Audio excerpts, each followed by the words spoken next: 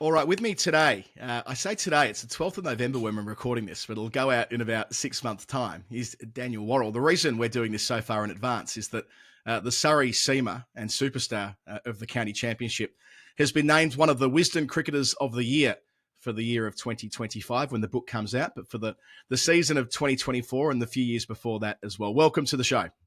Thank you very much for having me. It's quite a big deal being one of the Wisden Five. I'm not sure the extent to which this has been on your radar in the past when the book's been released in previous seasons when you've been over here, but this often is described by cricketers as one of the highlights of their career. Has that been something you've been able to engage with a little bit since realising you're going to be one of the five next year?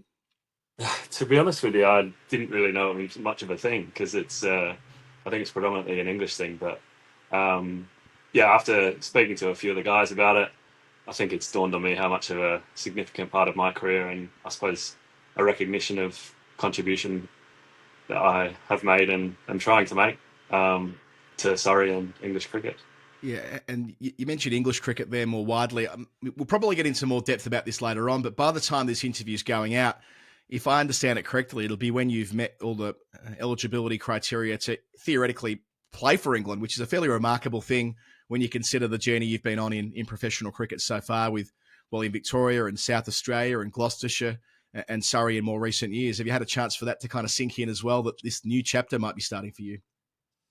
Uh, to be honest, the older I get, the more I just stay in my box. I think as a youngster, when you are ambitious, I think I'll speak from my personal experiences. When being ambitious, I tended to look too far ahead, I think, as a youngster.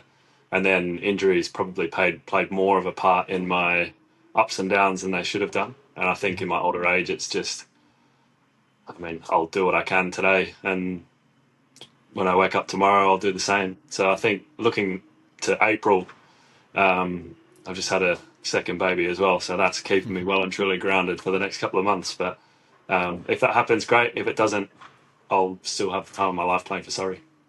We'll go back to the start of your career, which typically is the form with these types of things. And I guess the start of your life in cricket as well. Like, you grew up in Victoria, but give us a feel for that. Where in Victoria was that? Was there a strong through line of cricket in your family, perhaps? I grew up in the western suburbs of Melbourne. Moved around a little bit, but predominantly western suburbs of Melbourne. Um, didn't play a whole lot of cricket when I was a youngster, to be honest. I sort of fell into playing cricket when the kids around me started getting a bit too fit playing football and rugby. So I figured cricket was the next best thing, to be outdoors, but not having to be too physically active, I guess. But yeah, I probably started consistently playing when I was maybe 14 or 15. And then I was lucky enough to um, kind of blag my way down to Melbourne Cricket Club training. And that's a district, I suppose, a district club. I'm not sure what they call it now, but a district club in Victorian cricket. And yeah, from there, to be honest, I never had any ambitions or thoughts of playing professional cricket. I just showed up on a Saturday, did what I could, bowled some leggies and opened the batting for probably 6 or 7 years in the threes and fours. Um, but yeah, I used to skip training Tuesdays and Thursdays just to go for 9 holes of golf or a round of beers at pub at uni, to be honest. But yeah, I think when I I turned 19 or 20, I grew a lot more than I did in my early teens. So I was always a chubby little, chubby little kid that just never looked like anything near a fast bowler. So it was when I would turn 19 or 20, I grew about 10, 12 centimeters in the year. Um, Started going to the gym a little bit, not really to improve my cricket, but just to be less of a pipsqueak, I think. So, but it just turned out that made me bowl quicker, and it was a lot more fun than getting hit for six over my head bowling leg spin. And then I guess that's how it started. How interesting that you weren't really that serious about your cricket till you're 14, 15. I mean, most guys and girls who go on and play professionally have got that sort of backstory of, I don't know, playing at age 8 and having some big presence in their family, be it an older sibling or a parent or something like that. But it sounds to me like a bit different from you. You're more just kind of rolling with the punches, doing your own thing, and cricket was just a small part of your wider life. Yeah, it genuinely was. I mean, I seriously think I'm the luckiest bloke I know. It's ridiculous that I've been able to have cricket as such a big part of my life for the last 15, 20 years, having met so many great people and having the opportunity to travel around the world and really not have a job. It's just Mm. doing what millions of people around the world would give their, well, they wouldn't give their spinning finger, but they give their other fingers to get out here and play at the Oval on a weekly basis. So you're playing club cricket at the Albert, which is, well, I don't know if you're playing often there, if you're in threes and fours, but nevertheless, your home ground being the Albert and one of the most beautiful grounds in Australia and up at the uni as well. What were you studying and what university were you at when you were in those kind of in-between years when you were working it out? Yeah, so I was studying commerce at the Uni of Melbourne. Hmm. So I did that for a couple of years. I scheduled my lectures and tutorials to be on 3 days of the week or 2 days of the week, and I'd work the other three, delivering drinks for Schweppes and Asahi, Lion, and just working 16 hours, 17 hours to try and get some spending money for the weekend, pretty much. But Wow. yeah, it was uni and truck driving Hmm. that was my life for a couple of years there.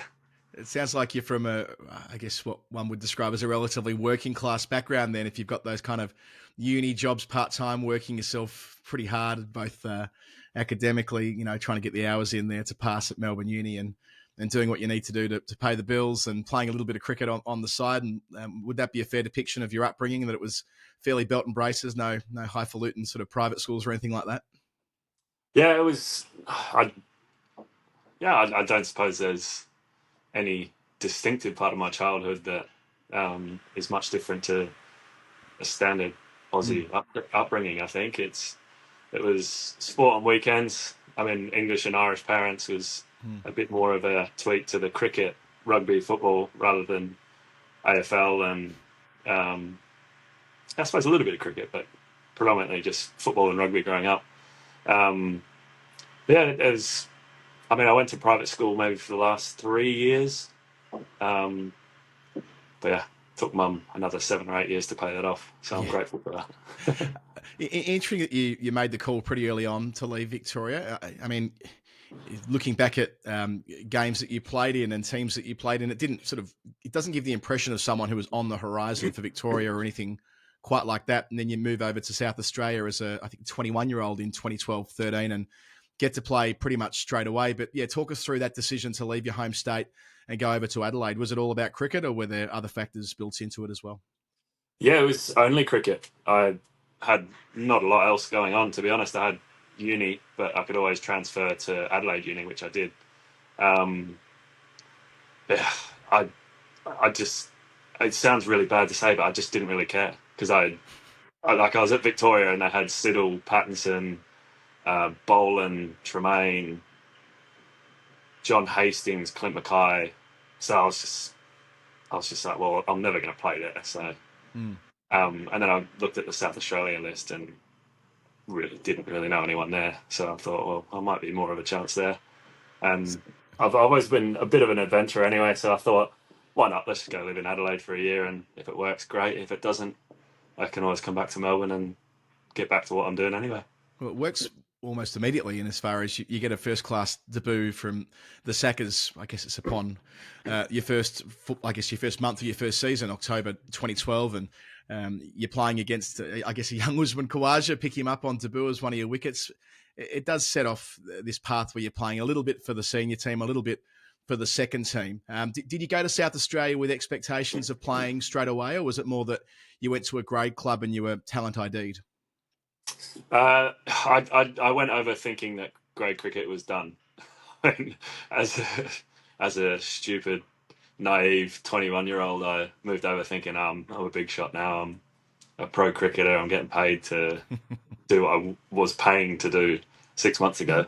But yeah, I went over thinking that I would play because I mean, there's no secret. South Australia had been underperforming for years, Mm. um, and yeah, and we did for a couple more years before we had a nice, well, an enjoyable stretch. I won't say successful, but it was more enjoyable. But yeah, I just think I went over there and then I kind of just blagged my way through again. Just got lucky a couple of times and then got a few games, and then it was just like injuries and there was no one else left, so I had to get wheeled out there. There's a bit about you that is distinctive and striking, not least the way you approach the bowling crease. But I mean, let's be honest, the first time you made kind of big national headlines, it was for that quirky pitch artist episode at Paran, which I think you were treated quite poorly for what it's worth in that process. But is that a funny thing that, like, of course, it's going to come up forever? It's one of those quirky things that you did when you were younger. But do you think that reflects the way you were with cricket then? That you were so, I guess, footloose and fancy free about it all? It wasn't the most important thing on the planet to you. You weren't hardwired like some guys are, that something silly and frivolous like that could be something you might have thought was worth doing when you're in your early 20s. Yeah, I got more of a ban than Cameron Bancroft did in Sandpaper Gate for that. But to be honest with you, so it was the last day of the last game of the year in March in the second 11 game. And again, this is 10 years ago, so don't hold it against me. It was probably the only morning I was actually sober as well. So, yeah, I was just fielding a short cover for 26 overs and then scratched a face into the wicket, and the groundsman took it the wrong way. One thing leads to another. We won't dwell too much on that. I guess that there's distinctive parts of what you get to do. And a lot of that is, I think anyway, due to the fact that you're on television. You're playing in the Big Bash at the point in time when the Big Bash is just about to take off and become a real national pastime, as it did for a few years there. You're with the Melbourne Stars, and you have this beautiful throwback angled action, which people are seeing, and they're like, wow, it's like I've gone back 20 years seeing this guy bowl. What's the backstory there? I mean, I gather it's to do with a tree in the backyard or something like that, which is why you come so wide of the crease to begin with. Yeah, it's a little bit to do with that. There's always a bit of mail on it over the years because someone writes a new story and then there's something added onto it. But I think it's just that I didn't really have much coaching when I was a youngster. So it was just whatever felt natural. And that did and continues to just change every year. I mean, as I get older, the run-up gets shorter as well. So the angle isn't quite as aggressive as it was when I started out. But yeah, it's I think it's just a natural quirk that never got coached out of me. Do you think do you sort of appreciate, even though you may not have been a Badger growing up like a few of us were, you probably didn't have the same level of obsessive tendencies by the sounds of things, but did you sort of understand immediately why people were like, wow, this is a beautiful thing to watch, because they were so conditioned to watching it in previous generations before the sports scientists got involved and made everyone run in a dead straight line from run up to stump? Yeah, I think it's always been something that people comment on just because it's a bit different.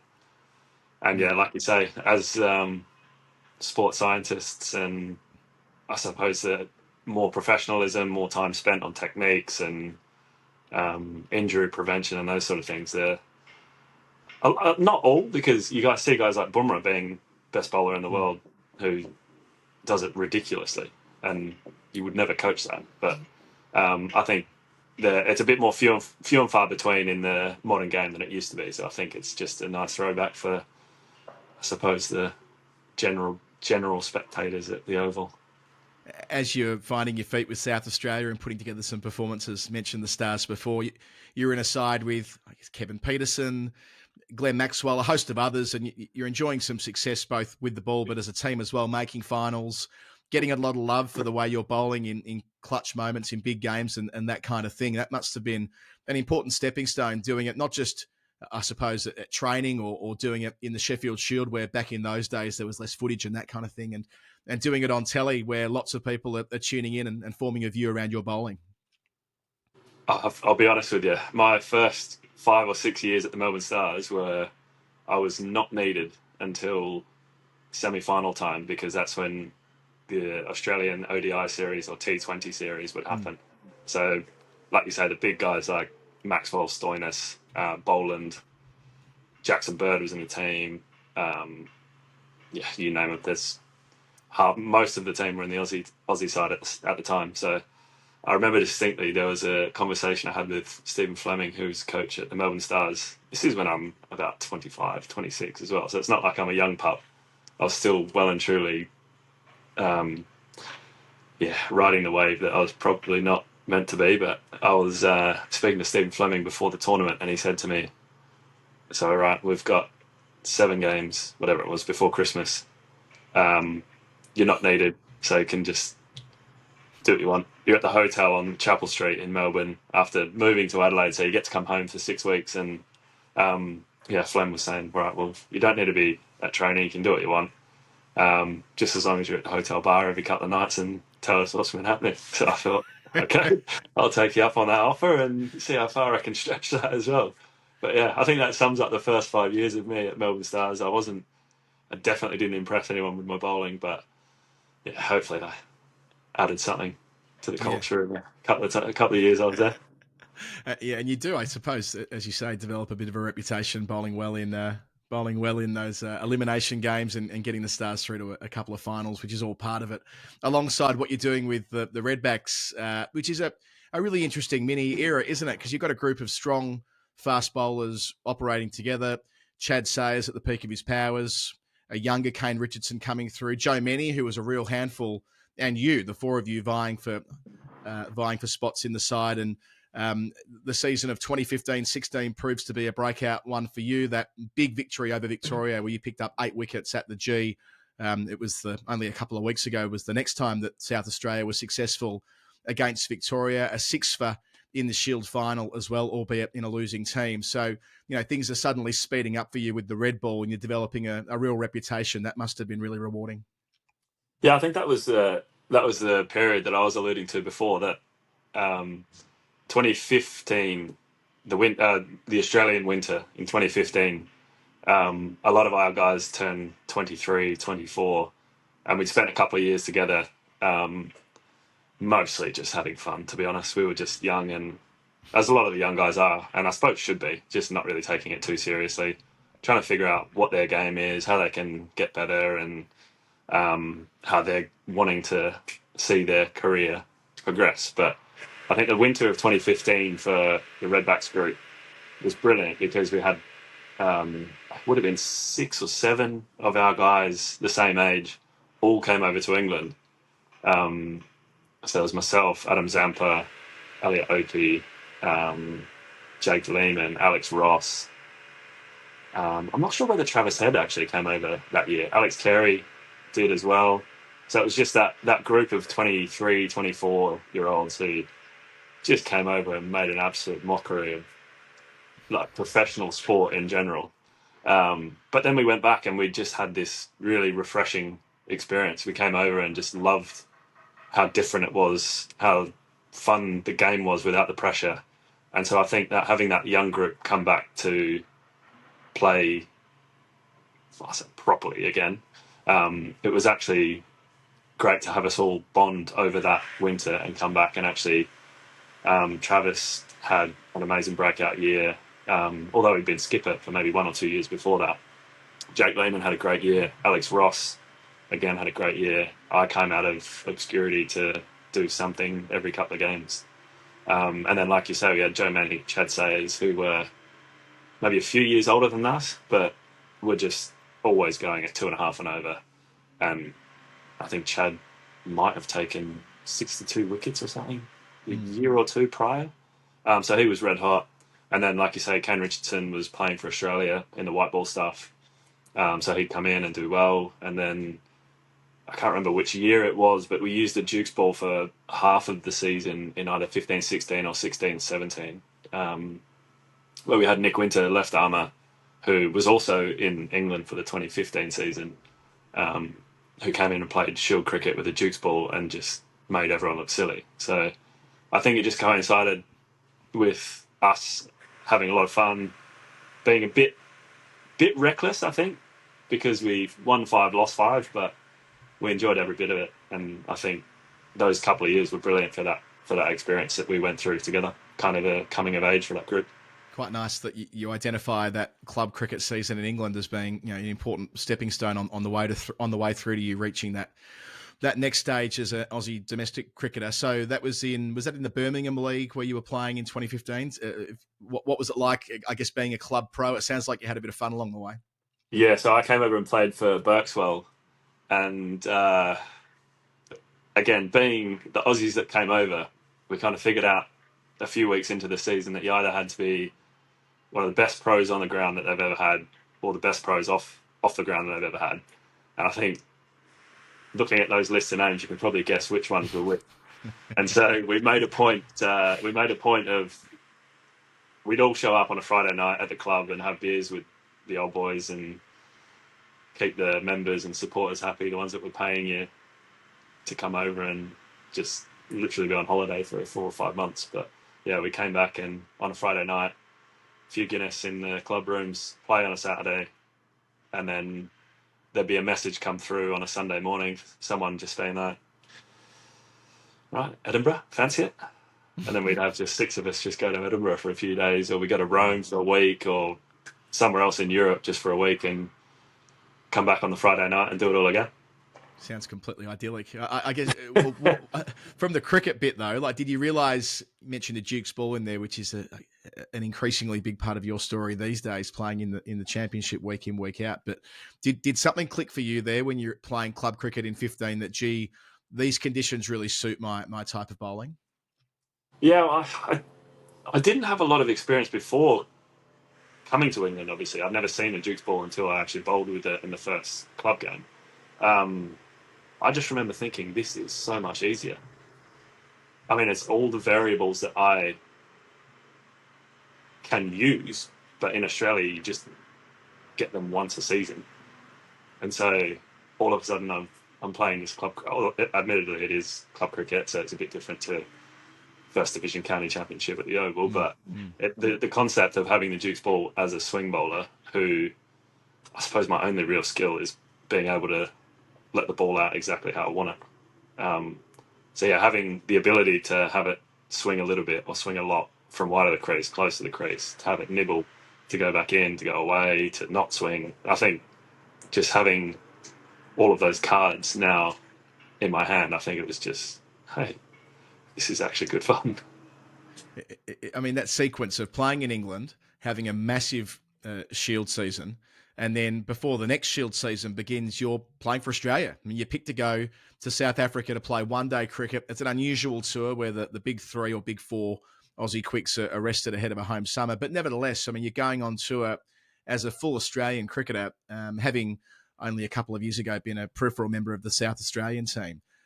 Interesting now in hindsight, I guess, that you're sent over as a white ball bowler, your speciality being with the Jukes, and we're talking about here, but the first chance you get to play international cricket, and only chance so far, initially against Ireland and then against South Africa, is with a white kookaburra on shirt front pitches and very difficult conditions. So you're really thrown into the frying pan there.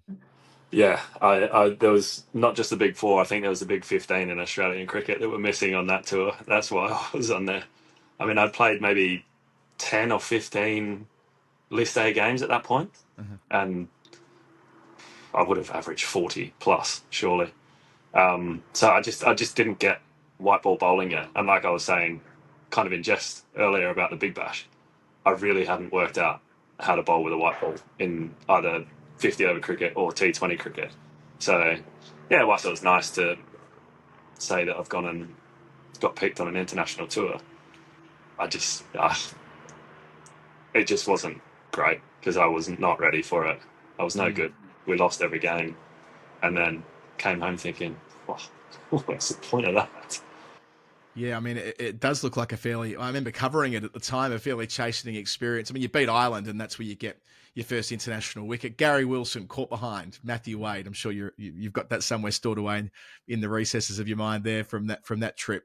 But then you run into Quinton de Kock, who makes 178 in one game, and then David Miller makes a rapid ton in the other game. So it's yourself and Chris Tremaine, John Hastings, a young Scotty Boland, Joe Mennie, who are all getting these opportunities. And it just happens to be at the time when Australia are on a dreadful run in Test cricket as well, and they lose 5 Test matches in a row across a couple of series, and suddenly it's Australian cricket in crisis. We all know that story. Whenever Australia do poorly in a couple of series, it's cricket in crisis. And I don't know, do you sort of see it in some respects, as proud as you were to play for your country, that you were picked at a pretty bad time because the group that were involved then were all kind of tarred with the same brush with the big guys not playing?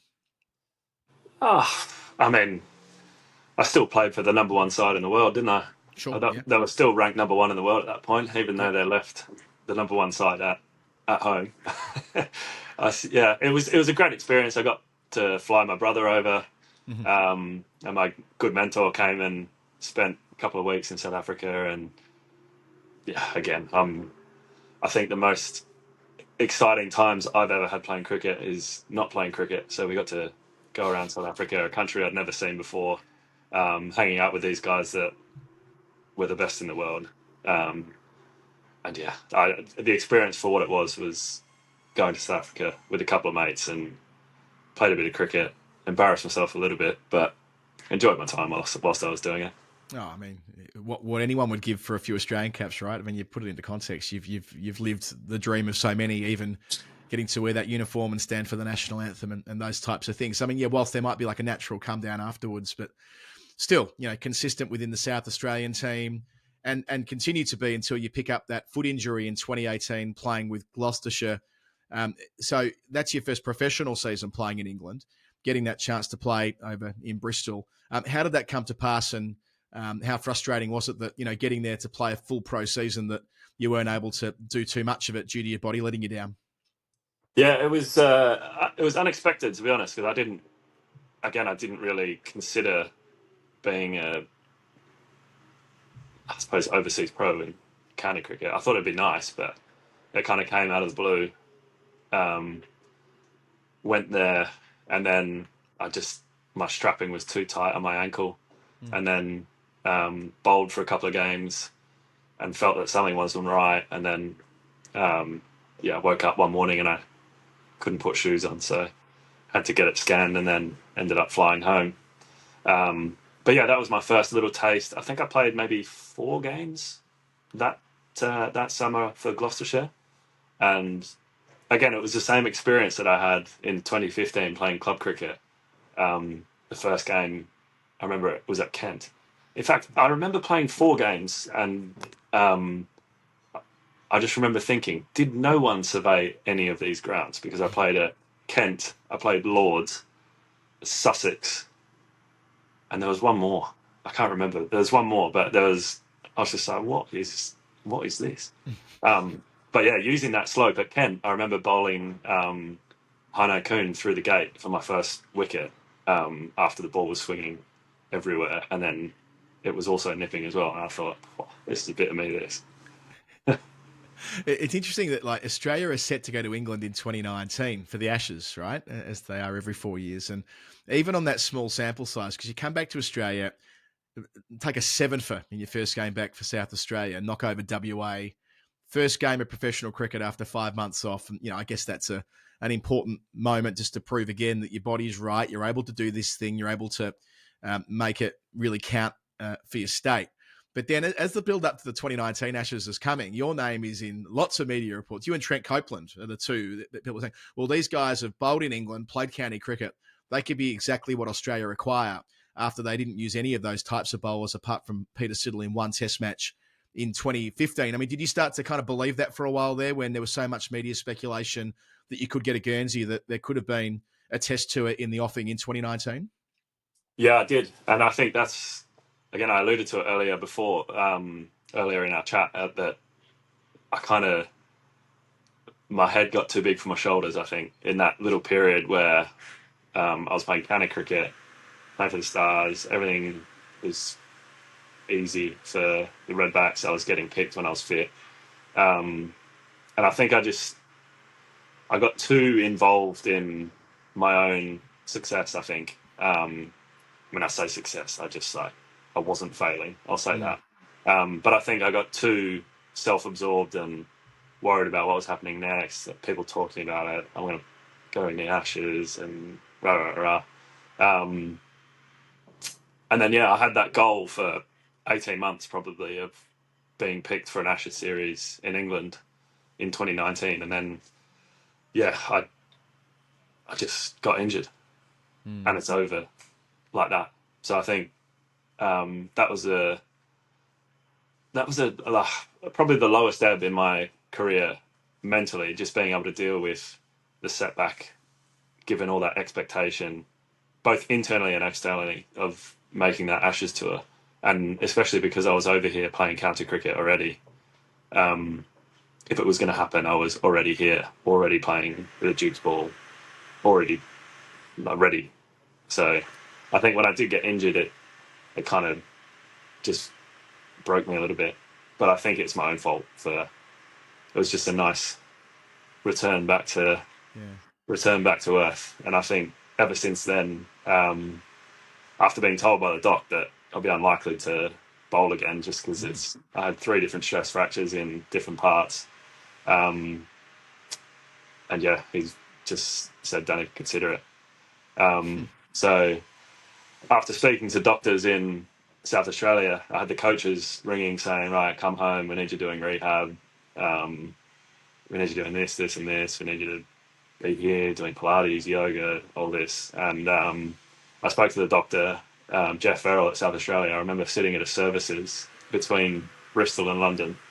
And he just called and he said, what do you think here? I can see all that he was getting all the emails and messages through, and he said, so what do you actually want to do here? And I just said to him, I'm happy to retire. Like, it's okay. I've got my uni, like, I'll be fine. And I'm just not ready to go and to rehab. So he said, okay, well, we're not going to go to that extreme, but I'll tell the coaches to just back off and give you a month or 2 to just switch off from cricket over in England, because I was in England at the time. I was meant to be for the full county season. So yeah, and I think that helped me a lot, because it just let me stay in Bristol. I still hung out with the Gloucestershire guys. I worked in a Oxfam bookshop a few times a week and travelled on weekends with my missus. So yeah, amazingly, I'm still actually playing and my back's okay, because I wouldn't recommend putting on 8 kilos, working at a bookshop and spending your hard-earned in around Europe when you're meant to be a professional athlete. But yeah, ever since that day, I've just considered cricket a free hit. Remarkable. What a roller coaster there. Like having these substantial injuries, having just played for Australia, not that long before, come over to England, that doesn't quite work, don't get picked for Australia. And then you have that layoff, but then there's the enforced layoff in 2020 where, everything shuts down, right? I mean, suddenly we're behind closed doors in the middle of a global pandemic, which happens right in the middle of your professional career. Some cricketers I've talked to about this said it's the best thing that ever happened to them selfishly. They say, look, having complete time away from being a pro cricketer, being able to recharge the batteries was just what they required. Do you see a bit of that in your story as well? Having had that volatility for a couple of years, that everything stopping for a while kind of worked okay for you in the end? Yes, a double-edged sword, isn't it? Because I think I'll start by saying, so 2020, I was in Adelaide when most of the pandemic was happening, and luckily Adelaide was, it's bad to say, but relatively untouched compared to the rest of the world, and especially Melbourne, where my family was, and a few good mates were still. So yeah, I just had a gym in the garage, so just my mornings were working out, bit of a jog, coffee shop was still open down the road, and then we'd be on house party or Zoom or whatever it ended up being, just speaking to mates in the afternoon and playing PlayStation. Just like catching up with mates like that. So that was good. But I think in terms of my cricket career, it was a significant shift, because already I was kind of not enjoying it as much as I wanted to, because a lot of the guys that I had grown up playing with, like that core group that I mentioned earlier that were in England together, a few of those guys had either retired or not getting picked, or Hetty and Alex Carey were just dominating for us. So they were spending a lot of time with the Australian side, Zamps with the Australian side, Richo as well. So a lot of the guys that, Callum Ferguson and Tom Cooper were kind of the old boys who were getting a bit shafted with selection. So if there was anything wrong with the batting, they'd always drop the old boys. So I think the guys that I grew up playing with were kind of not really there as much. So I think that shift of COVID as well kind of ruined. I actually think that one of the things that was a catalyst for me not enjoying Australian cricket as much as I did for the first sort of 6-7 years was delivery, like dinner delivery. Because when I first started, it was you'd go out every night for dinner and you'd just socialise that way. But then as soon as Deliveroo, Uber Eats came along, as silly as it sounds, it kind of just killed the fun during games and after games. So, but yeah, I think COVID kind of accentuated that fact, and then a lot of the guys were a bit more happy to hang out in their rooms or just eat in the hotel. What an interesting sort of self-reflection there that was sort of in your own mind, or maybe it did contribute to, moving to England, because, the pandemic season of 2020 and then 2021, you're back at Gloucestershire. Are these when the seeds were sown that you might go, right, well, it must have been, I suppose, because you came over full-time in 2022, but yeah, talk me through that thought process of, I'm willing to leave the Australian system where I have played for Australia. I'll be changing homes, never easy for anyone.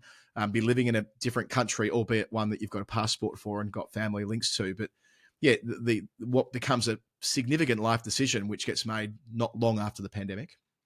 Yeah, so I remember it was the first time I actually confided in anyone about it was in Coffs Harbour. We were sent to Coffs Harbour for the strikers side because there was a breakout in Adelaide of COVID. So rather than have us stuck there, they flew us to New South Wales, so where we were there for about 6 or 7 days before the tournament started. And I remember playing golf with Callum Ferguson, who, again, old boy, just someone I respected growing up, and kind of just valued what he thought. So I said to him, I was like, I'm thinking that I'm done in Australia.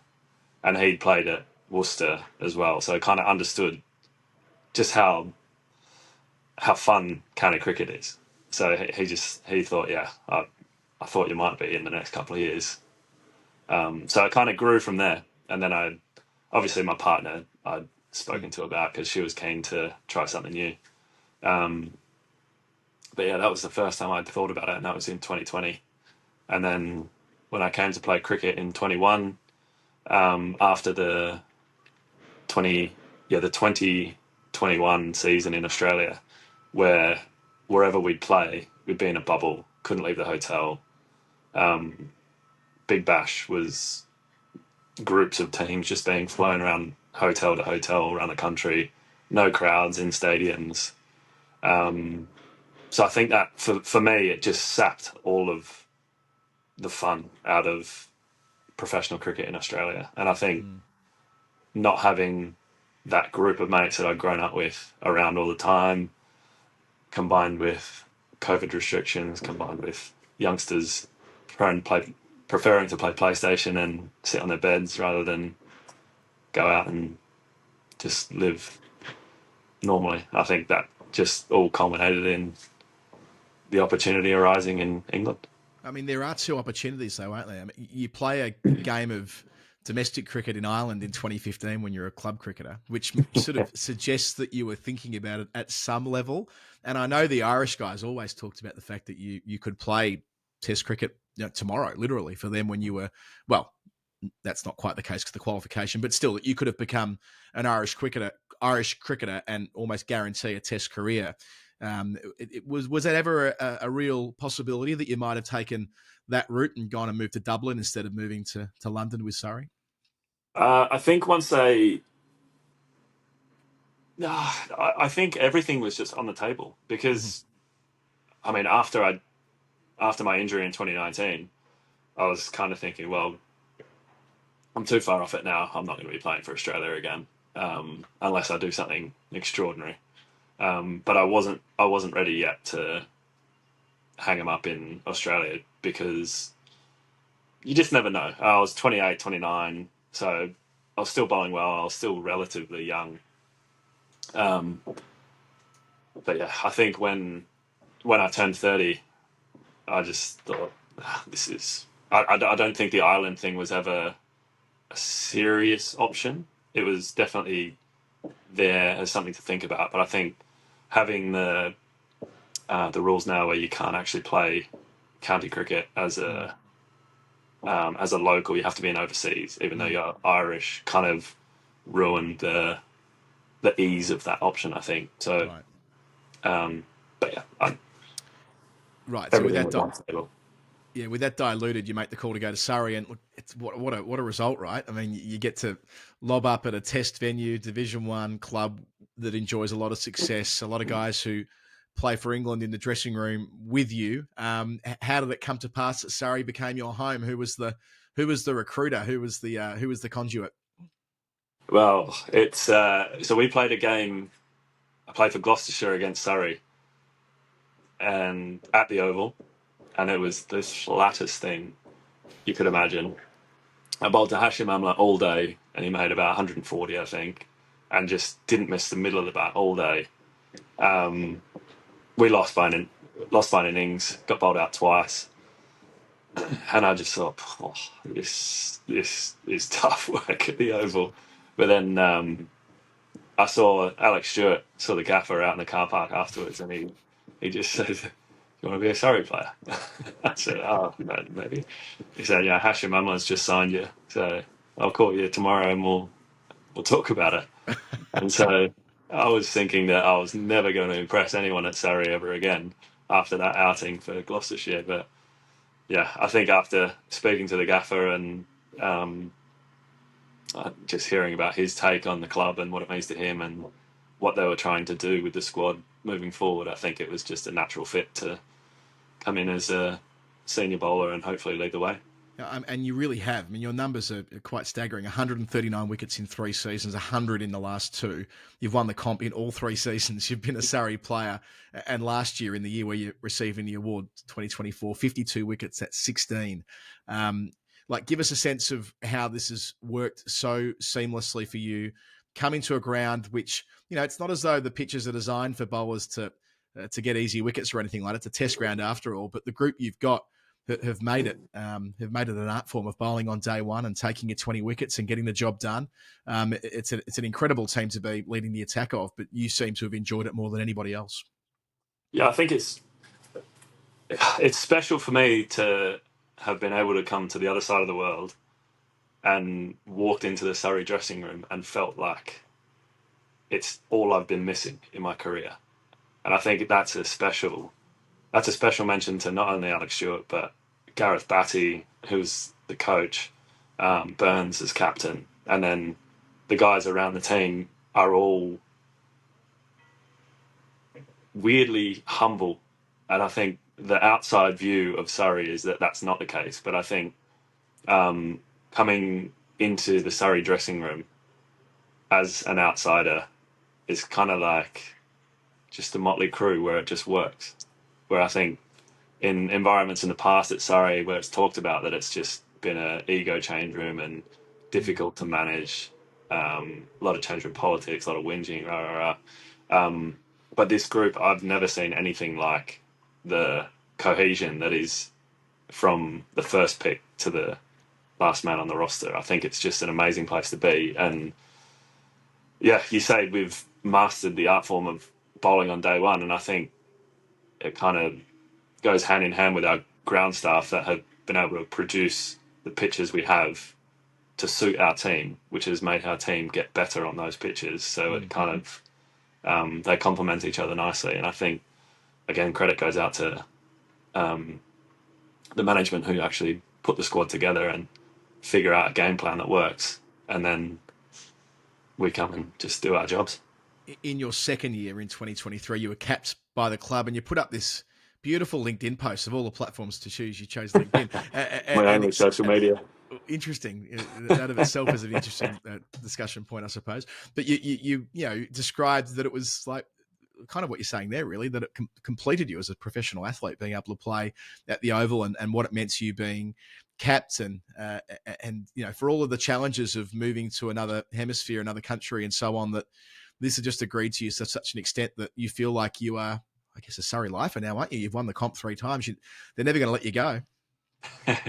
Yeah, and I stand by it too. Every day that I've been at the Oval playing, there's not one day that I've walked in here and wished I was somewhere else. So I think that's, again, a special thing to have in any walk of life, any profession, to be able to get through the doors at work and just feel like you're ready to do it. You're ready to go to work again and, ready to put in. In 2024, as we get towards the end of our conversation, I mean, this is the season you've won it for. You've been routinely described as the best bowler in the country, and across the competition, but in the country at county level with the Jukes ball and the experience and the control and all the other bits and pieces that we've talked about in our chat today. But is there one day that stands out for you when you just feel like, boy, I've really got it on a string here, that I can do pretty much whatever I want? I mean, that must be such an empowering feeling as well. But when did you feel at your absolute best in 24?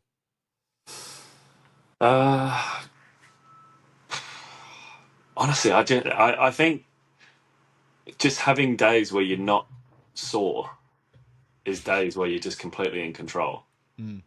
Because I think as a lot of the time you're managing sore ankle, sore shoulder, knees, hips, back.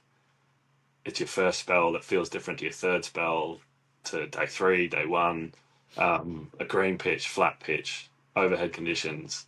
So I think just my personal opinion is when you come to the Oval, everything is consistent. The run up is always consistent.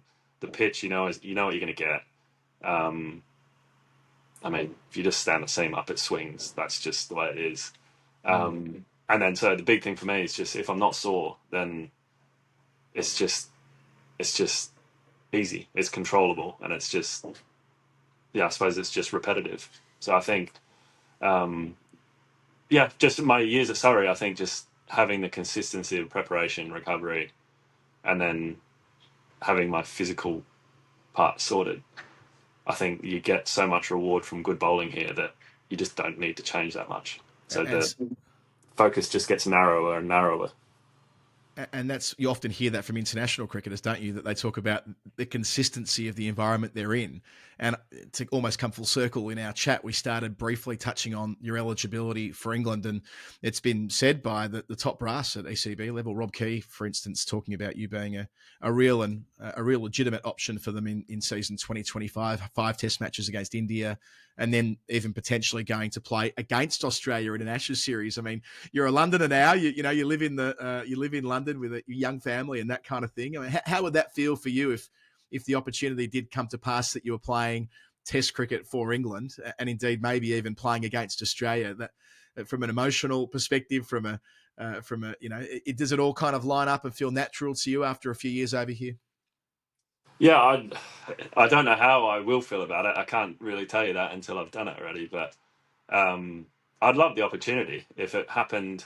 I mean, I'd take my opportunity and do the best I could. I mean, a lot of the talk in the England setup now is picking guys with a high ceiling, and if they pick a 33, 34-year-old, I'm at my ceiling. I don't think I'm getting any better. So I wouldn't be there for a project player. I wouldn't be there for a long time. I'd kind of be in there to do a job that they need doing for however long that is, 1, 2, 10 test matches, or who knows, T20s. Get me in there. But no, I mean, if I did it, it'd be amazing. And I think it'd be something I'd be very proud of, because it's not just come around easily. And I feel like if any part of my career that I've earned the success, it's been at Surrey, because it's a bloody big move to come to London with a young family and kind of have to prove yourself again. I think I'm proud of having proven myself to a point so far, with hopefully a few more years to do the same. But yeah, if England stuff came along, I'd take it with open arms and do my job. Yeah, you put it well there. You've absolutely earned the chance to be, as they say, in the conversation. Daniel Worrall, thank you for being a guest today on the podcast, and also in conjunction with the Wisden Almanack. And congratulations on the prize again, being a member of the Wisden Five for 2025. It's a huge achievement, a huge honour, and I hope that you have another bumper season in 2025. Congratulations. Thank you very much.